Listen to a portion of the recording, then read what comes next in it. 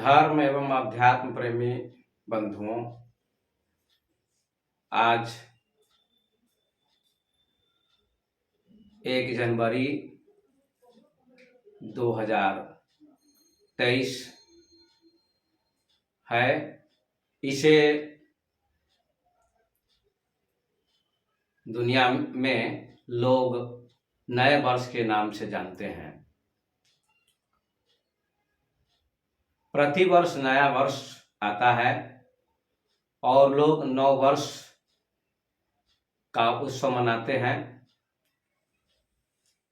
नव वर्ष का अर्थ होता है नया वर्ष। 2022 समाप्त हो चुका है और 2023 का प्रारंभ हुआ है। आज के दिन पूरे भारत में तथा कई देशों में नए वर्ष के उपलक्ष्य में लोग उत्सव मनाते हैं, आनंद मनाते हैं, खुशियां मनाई जाती हैं।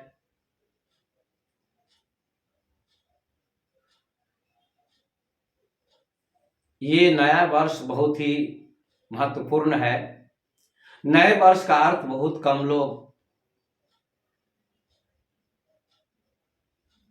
समझ पाते हैं। वैसे समझते तो सभी हैं कि पुराना वर्ष बीत गया, नए वर्ष का प्रारंभ हुआ, लेकिन उसकी गहराई, उसका विज्ञान बहुत कम लोग समझ पाते हैं।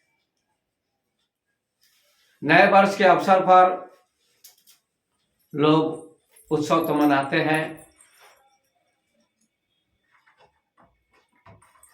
बहुत सारी चीजें भी बनाकर खाते हैं, पकवान बनाकर खाते हैं और एक दूसरे को नए वर्ष का धन्यवाद देते हैं, नए वर्ष की शुभकामना देते हैं। आज मैं विज्ञान और अध्यात्म दोनों के संबंध में जो नया चिंतन होना चाहिए, उनके संबंध में व्याख्या करूंगा। विज्ञान नई दृष्टि देता है। प्रतिदिन विज्ञान नई खोज करता है, नया आविष्कार करता है। लोग तो सिर्फ एक दिन नया वर्ष मनाते हैं कि आज 1 जनवरी 2023 है, लेकिन वैज्ञानिक रोज नया चिंतन करते हैं, नई खोज, नए आविष्कार करते हैं। आप सभी जानते हैं कि 300 वर्ष पहले ये पता नहीं था लोगों को कि पृथ्वी घूमती है, सूर्य की परिक्रमा करती है। भारत के भी कुछ विद्वानों ने इसका पता लगाया, लेकिन उसका प्रचार नहीं हो पाया। लेकिन विद्वान लोग जानते हैं। पश्चिम के एक वैज्ञानिक ने, गैलीलियो ने, इसका पता लगाया कि पृथ्वी घूमती है, चलती है, सूर्य की परिक्रमा करती है। इसका पता गैलीलियो ने लगाया तो ईसाई लोगों ने बड़ा विरोध किया, क्योंकि उन्होंने एक नया चिंतन दिया, नई खोज की और लोगों को बताया कि सूर्य नहीं घूमता है पृथ्वी के चारों तरफ, सूर्य परिक्रमा पृथ्वी की नहीं करता है, बल्कि पृथ्वी ही सूर्य की परिक्रमा करती है। ये नया चिंतन दिया, नई खोज की, नया विचार दिया विश्व को। तो ईसाई पादरियों ने उनका बड़ा विरोध किया और कहा, तुम माफी मांगो, नहीं तो तुम्हारी हत्या होगी और तुमको मृत्यु दंड दिया जाएगा। यद्यपि उनसे माफी मंगवाई गई, उन्होंने माफी मांगी भी, लेकिन उन्होंने कहा कि मेरी माफी मांगने से कोई प्रकृति का नियम नहीं बदल जाएगा, प्रकृति का नियम यही है कि सूर्य की परिक्रमा पृथ्वी करती है, पृथ्वी घूमती है, और यही नियम लागू होगा, चाहे मुझे आप दंड दीजिए या कुछ दीजिए। तो आप सभी जानते हैं कि आज गैलीलियो ने जो खोज की, पता लगाया कि पृथ्वी घूमती है, सूर्य की परिक्रमा करती है, वही नियम लागू है। और कुछ लोग ये भी मानते थे कि पृथ्वी चपटी है, लेकिन आज ये वैज्ञानिकों ने सिद्ध कर दिया कि पृथ्वी गोल है। तो ये नया चिंतन वैज्ञानिकों ने दिया और नई नई खोजें हो रही हैं। आप सभी जानते हैं, आपकी नजरों के सामने लाखों करोड़ों चीजों का आविष्कार हो चुका है।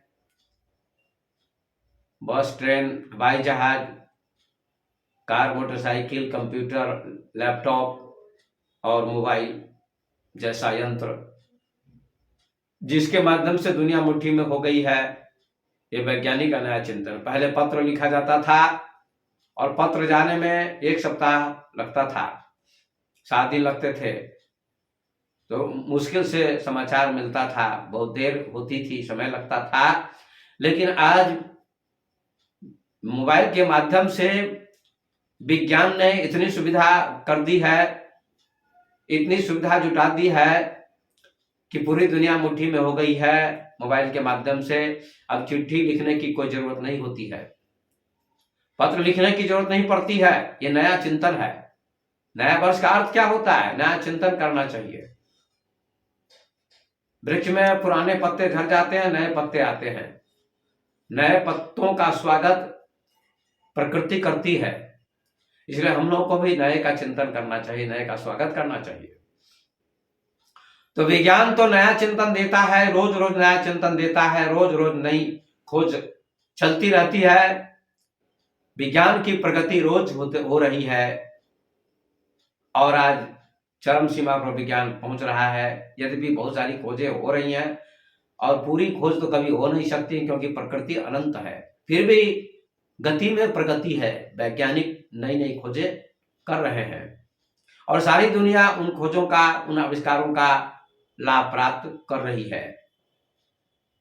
पर मैं विज्ञान के साथ साथ धर्म की बात करूंगा कि विज्ञान की बात को तो सभी मानते हैं, सभी मानते हैं, सारी दुनिया के लोग मानते हैं।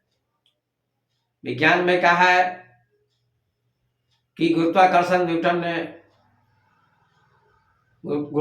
का पता न्यूटन ने लगाया।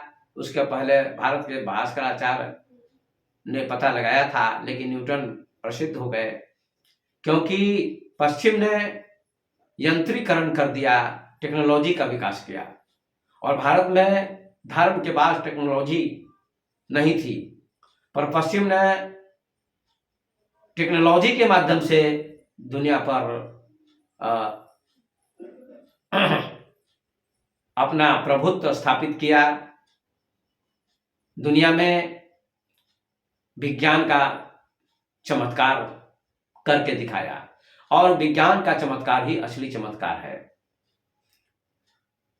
तो मैं कहना चाहूंगा कि विज्ञान का स्वागत तो सारे लोग करते हैं, धर्म के लोग भी करते हैं, क्योंकि माइक का उपयोग धार्मिक लोग, विद्वान लोग, संत लोग, महात्मा लोग, ऋषि लोग करते हैं। अभी भी वक्ता लोग, कथाकार लोग, प्रवचनकर्ता लोग माइक का उपयोग करते हैं, मोबाइल का उपयोग करते हैं, ट्रेन का उपयोग करते हैं, हवाई जहाज का उपयोग करते हैं, सारी चीजों का उपयोग करते हैं, विज्ञान की सारी चीजों का उपयोग कर रहे हैं। तो विज्ञान का जो नया चिंतन है, उसका उपयोग, नई खोज, नए आविष्कार का उपयोग तो धार्मिक लोग भी करते हैं, पर धर्म में नया चिंतन बहुत कम हो पाता है। धर्म में नया चिंतन बहुत कम कर पाते हैं लोग, नए का स्वागत कम कर पाते हैं। ईसाई लोग, दुनिया में बहुत सारे धर्म हैं, ईसाई लोग हैं, हिंदू लोग हैं, बौद्ध लोग हैं, जैन लोग हैं, सब अपने अपने धर्म को मानते हैं। मैं किसी धर्म का खंडन नहीं करता हूं, पर धर्म में नए का स्वागत नहीं हो पा रहा है। धर्म में नए का स्वागत नहीं हो पाता है। अब धर्म में नई चीज क्या है? धर्म में तो कोई नई चीज नहीं है, सत्य वही है, पुराना है, और सत्य कभी पुराना नहीं होता, सदा नया होता है, शाश्वत होता है, एक जैसा होता है। ईश्वर जिसको कहिए, परमात्मा कहिए, धर्म कहिए, नियम कहिए, प्रकृति का नियम कभी बदलता नहीं है। अभी ठंड है तो सबके लिए ये नियम है, गर्मी आएगी तो सबके लिए गर्मी होगी, ये नियम है। उसको वेद में ऋत कहा गया है और लाओ त्से ने ताओ कहा है। बुद्ध पुरुष, महान दार्शनिक, क्रांतिकारी, विश्व प्रसिद्ध क्रांतिकारी बुद्ध पुरुष ओशो ने कहा कि लाओ त्से इसे ताओ कहता है, वेद इसे ऋत कहता है और कुछ लोग धर्म कहते हैं, बात एक ही है। तो धर्म में भी नए का स्वागत होना चाहिए। अब जैसे कुछ लोग राम को मानते, कुछ कृष्ण को मानते हैं, कोई बुद्ध को, कोई कबीर को, कोई नानक को, कोई ईसा मसीह को, कोई शिव को, सब अपने अपने इष्ट को मानते हैं, उनका सम्मान करते हैं, अच्छी बात है। लेकिन एक दूसरे का खंडन करते रहते, गलत बात है। नया चिंतन कोई नहीं कर पाता। नया चिंतन का अर्थ होता है जैसे कोई ऐसी ऐसी संस्थाएं हैं कि भगवान को तो मानती हैं, ऐसे ऐसे धर्म के लोग हैं जो धर्म को मानते हैं, भगवान को मानते हैं, कृष्ण को मानते हैं। उनकी संस्था बहुत बड़ी है, अमेरिका में उनकी संस्था स्थापित की गई है, लेकिन वे कहते हैं लहसुन प्याज नहीं खाना चाहिए। और पुरानी लकीर के फकीर बने हुए हैं, लहसुन प्याज नहीं खाना चाहिए, लहसुन प्याज राक्षस का खून होता है, ऐसा वे प्रचार करते हैं। और यूट्यूब पर अब आप देख सकते हैं, उनका बहुत प्रचार है देश विदेश में, भारत में भी और विदेश में भी। और कहते हैं कि लहसुन प्याज नहीं खाना चाहिए। जैसे इस्कॉन टेम्पल वाले, ब्रह्मा कुमारी वाले, ओम शांति वाले, ऐसे बहुत सारे लोग हैं, बहुत संस्थाओं के लोग ऐसा मानते हैं, ऐसी मान्यता है कि लहसुन प्याज नहीं खाना चाहिए, ये राक्षस के खून से बने हुए हैं। अब जरा विचार कीजिए, ये नया चिंतन नहीं है, ये बहुत पौराणिक चिंतन है। और पौराणिक चिंतन खराब भी नहीं होता है, लेकिन बहुत सारे चिंतन ऐसे हैं जो अवांछनीय हैं, जिनको त्याग देना चाहिए। जैसे लहसुन प्याज नहीं खाना चाहिए।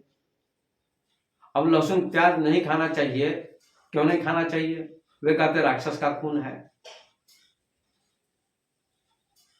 राक्षस का खून है इसलिए नहीं खाना चाहिए, इसमें बदबू आती है। लेकिन आप जरा चिंतन करें, नया चिंतन, कि जो भी अंकुर से पैदा होता है वह मानव खा सकता है। जैसे धान अंकुर से पैदा होता है, उससे चावल बनता है, गेहूं अंकुर से पैदा होता है, उससे रोटी बनती है, और मटर है, चना है, बहुत सारी चीजें हैं जो अंकुर से पैदा होते हैं। और अंकुर से जो पैदा होते हैं उनको खाने में कोई भी पाप नहीं है, कोई भी ऐतराज नहीं है। और पढ़े लिखे लोग भी इस बात को नजरअंदाज करते हैं कि लहसुन प्याज नहीं खाने चाहिए। और बड़ी बड़ी संस्था के लोग, बड़े बड़े पढ़े लिखे लोग, जिनका विदेश में प्रचार है, इंग्लैंड अमेरिका में प्रचार है, भारत में प्रचार है, ऐसे लोग भी लहसुन प्याज नहीं खाते हैं, क्योंकि उनके गुरु बताते हैं कि लहसुन प्याज खाना पाप है। अब आज के दिन है, नए वर्ष के दिन, मैं ये बताना चाहता हूं कि लहसुन प्याज खाना चाहिए, क्योंकि जो अंकुर से पैदा होता है उसको खाने में कोई पाप नहीं है। मात्रा से खाना चाहिए, मात्रा से लहसुन प्याज भी खा सकते हैं। अब किसी को गठिया हो जाता है, अगर एक एक लहसुन का दाना रोज खाए तो उसको बहुत फायदा होगा, बहुत लाभ होगा। तो मात्रा से लहसुन प्याज भी खा सकते हैं, उससे कोई हर्ज नहीं है। और ये भी तर्क देते हैं कि लहसुन प्याज खाने से वासना बढ़ती है। मैं उनको बताना चाहता हूं, जो लोग ऐसा बताते हैं वे अधूरे ज्ञानी हैं और लोगों को गुमराह करते हैं, लोगों को भटकाते हैं। और इस वीडियो को जरूर आप देखिए और सब्सक्राइब कीजिए, लाइक कीजिए और शेयर कीजिए कि लहसुन प्याज खाने से वासना बढ़ती है, ऐसा उनका तर्क है। तो लहसुन प्याज पशु पक्षी नहीं खाते हैं, तो उनके मन में वासना है या नहीं है? वे बच्चे पैदा करते हैं कि नहीं? करते हैं। लहसुन प्याज पशु पक्षी नहीं खाते हैं, उनको भी वासना सताती है और वे भी बच्चे पैदा करते हैं। वासना सबके अंदर एक प्राकृतिक चीज है। आपके मांस खाना तो बहुत बड़ा पाप भारत के धर्म ग्रंथों में बताया गया है, लेकिन आप चिंतन कीजिए, विवेकानंद, स्वामी विवेकानंद प्रथम में प्रारंभ में मांस भी खाते थे, अंत में उन्होंने छोड़ा होगा। अब उनका एक अवगुण अगर आप देखेंगे कि मांस खाते थे, लेकिन और उनमें गहराई का चिंतन था, वेदांत का प्रचार किया विदेशों में, अमेरिका में, भारत में बहुत वेदांत की चर्चा की, ऊंची बात की, ऊंचे शिखर की बात की है और बहुत अच्छी अच्छी बात की उन्होंने, बहुत जोरदार वेदांत पर प्रवचन दिया है। जिस प्रवचन को, उनके प्रवचन को सारी दुनिया मानती है, सारे विद्वान मानते हैं, सारे उनका स्वागत करते सारे लोग। अगर एक मांस खाते थे उसकी अगर हम चर्चा करें समाज में, तब तो स्वामी विवेकानंद का बहुत अपमान हो जाएगा। लेकिन स्वामी विवेकानंद मांस खाते थे, बंगाल के थे, रामकृष्ण परमहंस भी मछली खाते थे, लेकिन फिर भी ज्ञानी थे। अब एक अवगुण को आप मत लीजिए, उसमें उनमें हजारों गुण थे।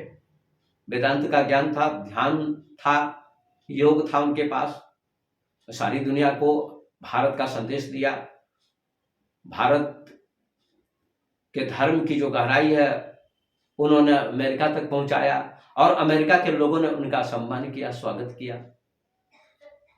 इसलिए मैं निवेदन करता हूं कि कभी कभी मांस खाने वाला व्यक्ति भी अच्छा होता है। मैं ये नहीं कह रहा हूं कि मांस खाना चाहिए, मैं मांस का स्वयं विरोधी हूं, मांस नहीं खाना चाहिए, मानव का भोजन नहीं है। लेकिन आप जानते हैं कि हिटलर मांस नहीं खाता था, बीड़ी नहीं पीता था, सिगरेट नहीं पीता था, लेकिन लाखों लोगों की उसने हत्या की। ऐसे ऐसे लोग, शाकाहारी लोग भी हैं जिनके अंदर राग, द्वेष और हत्या की भावना होती है, क्रूरता होती है। तो हिटलर क्रूर था, शाकाहारी था लेकिन क्रूर था। इसलिए हमको नया चिंतन करना चाहिए कि लहसुन प्याज नहीं खाना चाहिए, मात्रा से खाना चाहिए। मैं नहीं कह रहा कि मांस मात्रा से खाना चाहिए, बिल्कुल नहीं खाना चाहिए मांस, क्योंकि मांस के बिना हम जीवित रह सकते हैं, लेकिन अन्न के बिना जीवित नहीं रह सकते हैं। प्याज लहसुन के बिना लोग जीवित रह जाते हैं, लेकिन बहुत सारे ऐसे गुण है, प्याज लहसुन खाने से मुक्ति नहीं मिलेगी, ऐसी बात नहीं है। अगर ऐसा होता तो स्वामी विवेकानंद को भी मुक्ति नहीं मिलनी चाहिए क्योंकि उन्होंने मांस खाया, रामकृष्ण परमहंस को भी मुक्ति नहीं मिलनी चाहिए क्योंकि उन्होंने मछली खाई। ये नया चिंतन करना चाहिए, उनमें से अच्छाई को लेनी चाहिए। रामकृष्ण परमहंस बहुत बड़े ज्ञानी थे, परमहंस थे, उनको विवेकानंद ने गुरु बनाया। विवेकानंद ने ये नहीं सोचा कि रामकृष्ण परमहंस पत्नी वाले हैं, मछली खाते हैं, इनको गुरु नहीं बनाना चाहिए। उनके अंदर बहुत सारे गुण थे, अच्छाइयां थी, महान थे, परमहंस थे, परम ज्ञानी थे। इसलिए स्वामी विवेकानंद ने उनको गुरु स्वीकार किया। और स्वामी विवेकानंद के इस अवगुण को नहीं लेना चाहिए कि मांस खाते थे तो ज्ञानी नहीं थे, बहुत बड़े ज्ञानी थे। इसलिए नया चिंतन करना चाहिए कि लहसुन प्याज नहीं खाना चाहिए, पाप है, राक्षस का खून है, ये बिल्कुल गलत तर्क है। अंकुर खाए सो मानव और रज वीर खाए सो स्वान, जीव बधाए सो पाप है, सदा नरक परमान। किसी विद्वान ने कहा है अंकुर खाए सो मानव, जो अंकुर से उत्पन्न होता है, क्योंकि मांस अंकुर से उत्पन्न नहीं होता है, वो रजबीर से पैदा होता है। बकरी काटी गई, खस्सी काटा गया तो उसको नहीं खाना चाहिए, मांस को, मछली भी नहीं खानी चाहिए। लेकिन लहसुन प्याज तो अंकुर से पैदा होता है, अंकुर खाए सो मानवा। अंकुर से जो उत्पन्न होता है, गेहूं चावल आदि, उसको जो खाता है वह मानव है। रजबीर खाए सो स्वान, और रजबीर से उत्पन्न मांस को जो खाता है वह स्वान है, कुत्ता है, ऐसा कहा है। अजीब बधाए सो पाप है, सदा नरक परमान। अजीब की जो हत्या करता है वो सदा नरक में जाता है। तो मैं निवेदन करता हूं कि धर्म में चिंतन होना चाहिए, नई दृष्टि होनी चाहिए। आप राम को मानते हैं, कृष्ण को मानते हैं, किसी को मानते हैं, इससे कोई फर्क नहीं पड़ता है। लेकिन जो कुछ गलत तर्क दिए जाते हैं, लोगों को भटकाया जाता है, गुमराह किया जाता है, और छोटी छोटी संस्था के लोग नहीं, बड़ी बड़ी संस्था के लोग और पढ़े लिखे लोग भी इससे वंचित हैं, तर्क नहीं करते और कहते लहसुन प्याज नहीं खाना चाहिए। खाना चाहिए, ये मेरा वैज्ञानिक तर्क है। बदबू आती है, बदबू आती है तो क्या हुआ? उसमें आग में डाल देने के बाद, भूनने के बाद, सब्जी में प्याज को डालने के बाद कोई बदबू नहीं आती है। हाँ, उसको मात्रा से खाना चाहिए। मात्रा से दूध भी ज्यादा पी लेंगे आप तो खराब करेगा, खराबी करेगा, हानि होगी उससे। और खीर भी है, पुआ भी, उसको ज्यादा खा लेंगे तो हानि होगी। तो मात्रा से दूध, खीर, भोजन भी आप कर सकते हैं तो हानि नहीं होगी। और मात्रा से लहसुन प्याज भी खाने में कोई पाप नहीं है, मैं दावे के साथ कहता हूं। और जो लोग ऐसा भटकाते हैं कि लहसुन प्याज नहीं खाने चाहिए, पाप है, मुक्ति नहीं मिलेगी, बिल्कुल गलत बात है। यदि लहसुन प्याज खाने से मुक्ति नहीं मिलती है तो स्वामी विवेकानंद मांस खाते थे, रामकृष्ण परमहंस मछली खाते थे, तो उनको भी मुक्ति नहीं मिलनी चाहिए। वो भी मुक्त नहीं थे इसका मतलब। लेकिन कोई ऐसा व्यक्ति है जो कहे कि विवेकानंद मुक्त नहीं हुए और रामकृष्ण परमहंस ज्ञानी नहीं थे। और हिटलर शाकाहारी था लेकिन हत्यारा था। तो कोई कोई शाकाहारी व्यक्ति भी हत्यारा होता है, सभी नहीं। इसलिए धर्म में भी नया चिंतन होना चाहिए। मैं आप लोगों से निवेदन करता हूं कि आप लोग इसका चिंतन करें। और उनके बहुत अनुयायी हैं जो कहते हैं लहसुन प्याज मत खाओ, मत खाओ, सब्जी में मत डालो। बहुत सी ऐसी दवाइयां हैं जिनमें लहसुन डाला जाता होगा, प्याज डाला जाता होगा। और भगवान के भक्त भी दवाई खाते हैं, तो दवा नहीं खानी चाहिए, और दवा खाते हैं। तो दवा क्यों खाते हैं? दवा नहीं खानी चाहिए। ये सब बात फालतू बातें हैं, फिजूल की बातें हैं, लोगों को बेवकूफ बनाते हैं और ये सब गलत तर्क दिए जाते हैं। तो मैं निवेदन करता हूं लोगों से, भारत के लोगों से, विश्व के लोगों से, कि आप नया चिंतन करें। धर्म में भी नया चिंतन होना चाहिए। नया वर्ष मनाने का यही अर्थ होता है। और दूसरी बात कि नए वर्ष के दिन, आज के दिन लाखों जीवों की हत्या होती है। क्या यही धर्म है? 1 जनवरी मनाते हैं, कहते 1 जनवरी है। मैं तो कहता हूं 1 जनवरी नहीं है। कान खोलकर आप लोग सुनिए, एक जान मारी इसका नाम होना चाहिए। एक जान मारी इसका नाम होना चाहिए, क्योंकि 1 जनवरी के दिन करोड़ों जीव मारे जाते हैं। मुर्गे काटे जाते हैं, खसी काटे जाते हैं, बकरे काटे जाते हैं, बकरी काटी जाती है, न जाने कितने जीवों की हत्याएं होती हैं। क्या यही नया वर्ष है? क्या यही उत्सव है? आज के दिन पकवान बना के खाना चाहिए, किसी जीव की हत्या नहीं करनी चाहिए। उत्सव का अर्थ होता है प्रसन्नता। एक तरफ आप खून की नदी बहा रहे हैं। मैंने देखा कैसे ऐसे नालायक लोग हैं, मूर्ख लोग, गंवार लोग, जो मुर्गों को लटकाकर लाते हैं, उल्टा लटकाकर। और आदमी को 1 घंटा लटका दिया जाए उल्टा, तब क्या हालत होगी? चट्टी का दूध याद हो जाएगा। क्या धर्म में नया चिंतन नहीं होना चाहिए? हिंदू लोग भी आज मांस खाएंगे, करोड़ों जीवों की हत्या होगी, घर घर में मांस खाया जाएगा, पकाया जाएगा, खाया जाएगा। क्या यही धर्म है? क्या यही उत्सव है? क्या यही 1 जनवरी है? यही नया वर्ष है? यही नव वर्ष है? कोई राजनेता इस पर व्याख्यान नहीं देता है, कोई धर्म नेता इस पर व्याख्यान नहीं देता है। कोई कोई ऐसा बोलता होगा। तो आज के दिन नव वर्ष है, नया दिन है, नया वर्ष है, 2023 का प्रारंभ हुआ है। तो मैं निवेदन करूंगा कि नए वर्ष के अवसर पर आपको मैं चेतावनी देता हूं, निवेदन करता हूं। पढ़े लिखे लोग भी, शिक्षित लोग भी, एजुकेटेड लोग भी मांस खाते हैं। हमारे किस हिंदू धर्म में लिखा है मांस खाओ? न रामचरितमानस में, न गीता में, न भागवत में, न पुराण में, न उपनिषद में, किसी ग्रंथ में ऋषियों ने, संतों ने मांस खाने की आज्ञा नहीं दी है। उत्सव मनाइए, मिलिए जुलिए और प्रेम में व्यवहार कीजिए। यही नया वर्ष का अर्थ है। नया वर्ष का अर्थ है उत्सव मनाना। प्रत्येक दिन ज्ञानियों के लिए नया दिन ही होता है। प्रत्येक दिन सूरज नया होकर उगता है, प्रत्येक दिन चंद्रमा नया होकर उगता है, प्रत्येक दिन हवा नई होकर चलती है, प्रत्येक दिन नदियां ताजा होकर चलती हैं। पूरी प्रकृति प्रत्येक दिन नई होकर ही क्रिया करती है। इसलिए नव वर्ष मनाने का अर्थ होता है जीवन को नई दृष्टि देना, समाज को नया चिंतन देना। धर्म का भी काम है, धार्मिक लोगों का भी काम है।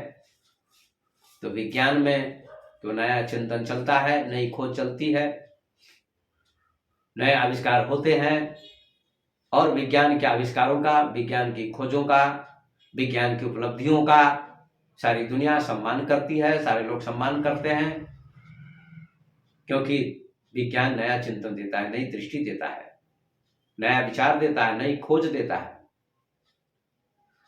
इसी प्रकार से धर्म में भी नई खोज होनी चाहिए, नई दृष्टि धर्म की होनी चाहिए, धर्म में भी नया चिंतन होना चाहिए। और नया चिंतन का अर्थ जो धर्म में आडंबर है, पाखंड है, उस पर चिंतन होना चाहिए, उस पर विचार होना चाहिए। विद्वानों को इस पर चिंतन करना चाहिए। तो आज नया वर्ष है, नव वर्ष है। मैं आप सबसे कहना चाहता हूं लोगों से कि आज संकल्प लें कि आप शाकाहारी बने, जीवों की हत्या न करें और जीवन उस समय हो आपका आनंदमय हो, प्रेममय हो, ईर्ष्या न हो, द्वेष न हो, घृणा न हो, विवाद न हो, युद्ध न हो, दुनिया में उत्सव हो। यही धर्म का नया चिंतन होना चाहिए। अब सभी धर्मों को मिलकर चलना चाहिए, सभी धर्मों के लोगों को समता का उपदेश देना चाहिए, अहिंसा का उपदेश देना चाहिए। कुछ धर्म के लोग भी ऐसे हैं जो कहते हैं मांस शरीर में जाता है, आत्मा में नहीं जाता है। ये सब कितना गलत तर्क देते हैं। इसलिए मैं आपसे कहना चाहता हूं कि आप शाकाहारी बने, चिंतक बने और आपका नया विचार होना चाहिए, नया चिंतन होना चाहिए।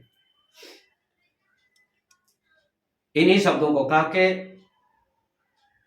मैं अपनी वाणी को विराम देना चाहता हूं और मैं श्रोताओं से कहना चाहता हूं कि आप गहराई से मेरी बात को सुनेंगे और लोगों तक पहुंचाने का काम करेंगे।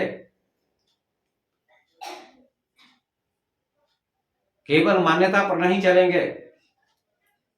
धर्म की बात माननी नहीं चाहिए।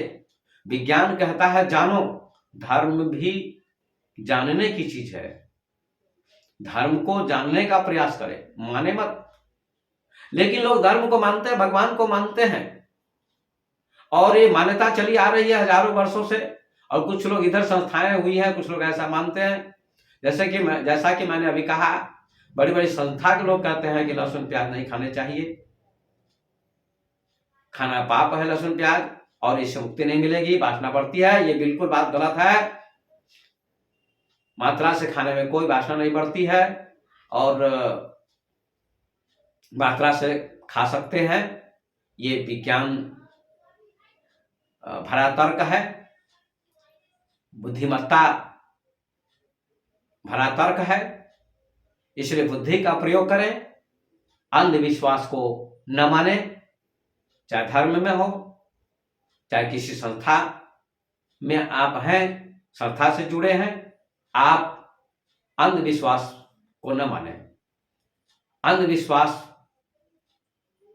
का खंडन करें, अंधविश्वास से दूर रहने का प्रयास करें। तो आज नया वर्ष है, नए वर्ष के अवसर पर मैंने अपनी बात की, थोड़ी चर्चा की, थोड़ी व्याख्या की। बहुत सारे लोग नए वर्ष पर अपने अपने विचार व्यक्त किए होंगे, लेकिन मैंने जो अपना विचार व्यक्त किया है कि आज का जो नया दिन है, नया वर्ष प्रारंभ हुआ है, इसका अर्थ है विज्ञान और धर्म का नया वर्ष। इसका मैंने नामकरण दिया है, इसका नाम चुना है, ये मेरा विषय है, विज्ञान और धर्म का नया वर्ष। तो विज्ञान नया चिंतन देता है, नई खोज करता है, नए आविष्कार करता है, उसका स्वागत हम करें। और धर्म में भी नया चिंतन होना चाहिए। जो अंधविश्वास है, जो पाखंड है, मूर्खतापूर्ण बातें बताई जाती है जनता को और जनता गुमराह हो जाती है। इससे जनता को सावधान होना चाहिए, श्रोताओं को सावधान होना चाहिए, लोगों को सचेत होना चाहिए कि जो गलत बात है उसका खंडन कर दें, बहिष्कार कर दें। जैसे लहसुन प्याज न खाना चाहिए, पाप है, राक्षस का खून है, ये बिल्कुल गलत बात है। राक्षस का खून जो अंकुर से पैदा होगा वो कैसे हो सकता है? प्रकृति का गुण है। सुगंध और दुर्गंध ये पृथ्वी में दोनों चीजें पाई जाती हैं। इसलिए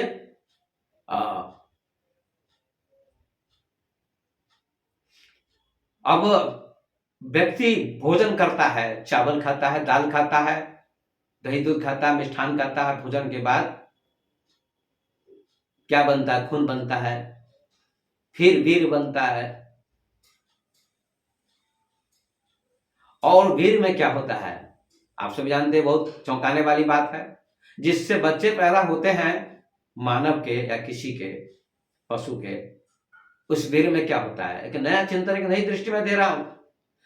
आपने चावल खाया, आपने रोटी खाई, आपने दूध पिया, आपने दही खाया, आपने मिठाइयां खाई, आपने फल खाया, अच्छी अच्छी चीजें खाई, और उन फलों से जो रस बना, रक्त बना, वीर बना, उस वीर में क्या होता है? दुर्गंध होती है।